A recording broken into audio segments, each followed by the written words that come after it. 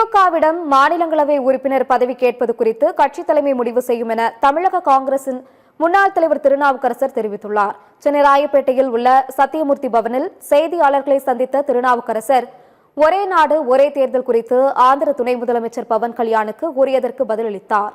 ஒரே நாடு ஒரே தேர்தல் மாநில கட்சிகளின் உரிமைகளை பாதிக்கும் வகையில் அமையும் எனவும் சர்வாதிகாரத்தை நோக்கி அழைத்துச் செல்கிற முடிவாக எதிர்காலத்தில் அமையக்கூடும் எனவும் கூறினார். இது காங்கிரஸ் தலைமை முடிவு செய்ய வேண்டிய விஷயம்.